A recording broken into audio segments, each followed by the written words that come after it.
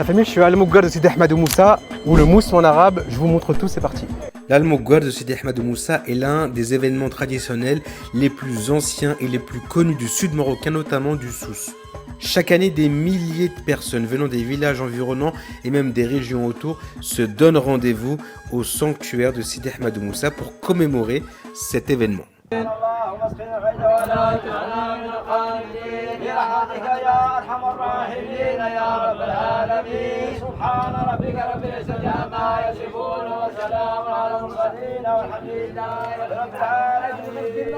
Sidi Ahmed Moussa est un cheikh soufi né au XVIe siècle. Il a vécu pendant la période des Saadiens. Il est connu pour sa piété, sa sagesse. Et il fut un cheikh éducateur très connu dans toute la région du Souss.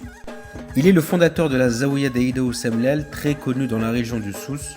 Et il est considéré comme un wali par les populations locales.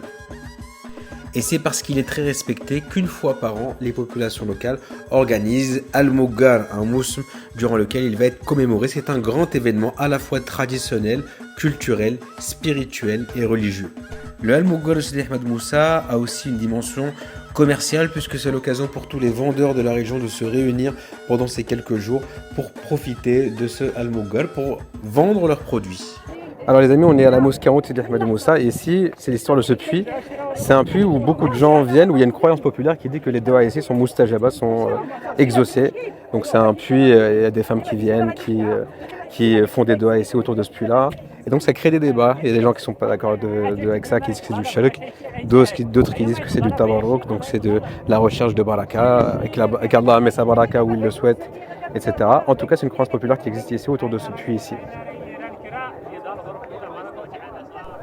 Et bien sûr, sur le plan religieux, il y a les fuqara de la région, de toutes les voies soufis, ainsi que les talba qui viennent faire des récitations de Coran en groupe, mais également des séances de dhikr en groupe.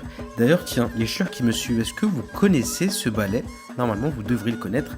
Et je vous recommande ces petits cafés que vous avez au bord de la route. C'est les meilleurs cafés du Maroc. Vous savez, c'est quoi l'éternel problème ici, ici au Maroc de manière générale? C'est un vrai problème.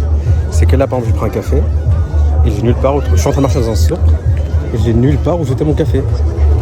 Aucune poubelle, je suis obligé de le jeter par terre. Ça, c'est un vrai problème.